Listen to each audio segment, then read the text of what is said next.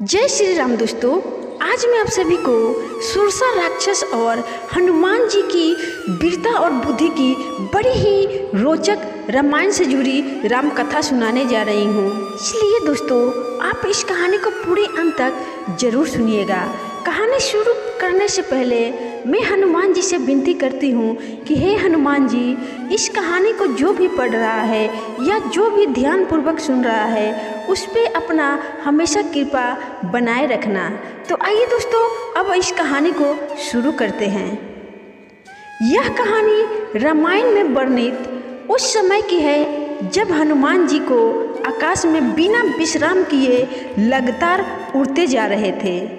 ये देखकर समुद्र ने सोचा कि प्रभु श्री रामचंद्र जी का कार्य पूरा करने के लिए ये हनुमान जी जा रहे हैं और ऐसे में ये बिना कारण रुकेंगे नहीं।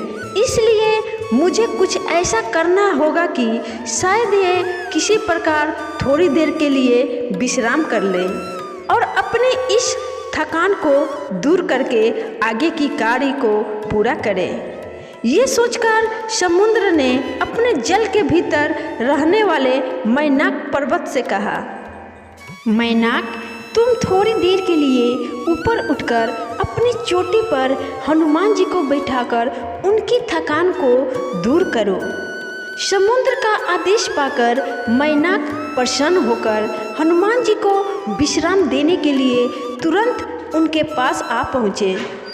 उसने उनसे अपनी सुंदर चोटी पर विश्राम के लिए निवेदन किया तो हनुमान जी बोले, मैनाक, तुम्हारा कहना ठीक है, लेकिन भगवान श्री रामचंद्र जी का कार्य पूरा किए बिना मेरे लिए विश्राम करने का कोई प्रश्न ही नहीं उठता।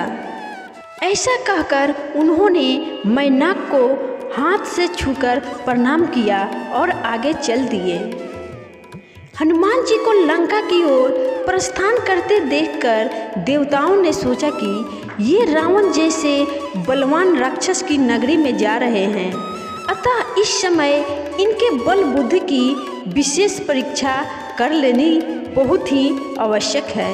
ये सोचकर उन्होंने नागों की माता सुरसा से कहा, देवी, तुम हनुमान के बल बुद्धि की परीक्षा लो।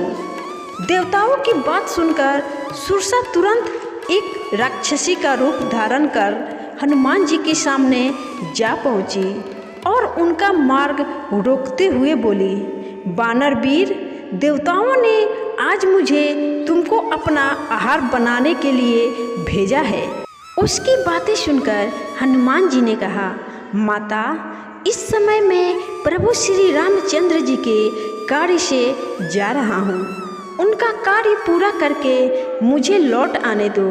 उसके बाद मैं स्वयं ही आकर तुम्हारे मुंह में प्रवेश हो जाऊंगा और तुम्हारा आहार बन जाऊंगा।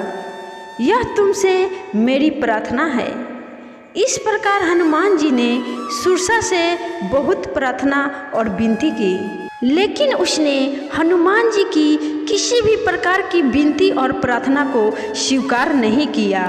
उसने हनुमान जी को जाने नहीं दिया। अंत में हनुमान जी ने क्रुद्ध होकर कहा, अच्छा तो लो, तुम मुझे अपना आहार बनाओ। उनके ऐसा कहते ही सुरसा अपना मुंह 16 योजन तक फैलाकर उनकी ओर बढ़ी।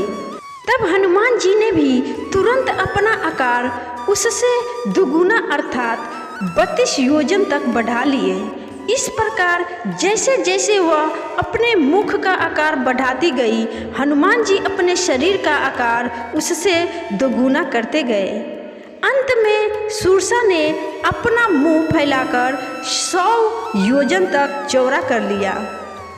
तब हनुमान जी तुरंत अत्यंत छोटा रूप धारण करके उसके उस 100 योजन चौड़े मुंह में अंदर चले गए और फिर तुरंत बाहर निकल आए।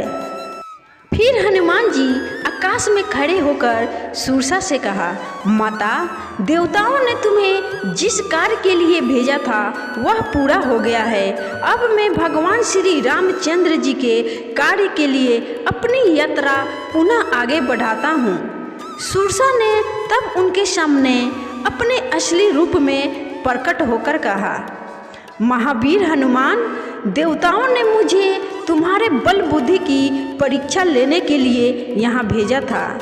तुम्हारे बल बुद्धि की समानता करने वाला तीनों लोकों में कोई नहीं है। तुम शीघ्र ही भगवान श्री रामचंद्र जी के सारे कार्य पूर्ण करोगे, इसमें कोई संदेह नहीं है। ऐसा मेरा आशीर्वाद है।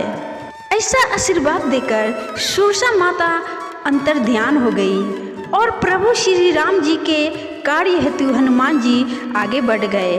तो प्रेम से बोलो दोस्तों, प्रभु श्री रामचंद्र की जय, वीर हनुमान चंद्र की जय। अगर आपको यह कहानी पसंद आई हो तो इस वीडियो को लाइक शेयर जरूर करिएगा दोस्तों, और कमेंट में जय श्री राम जय हनुमान जी जरूर लिखिएगा। फिर मिलूंगी किसी और धार्मिक कहानी के साथ, तब तक के लिए आप सभी को बाय बाय, धन्यवाद।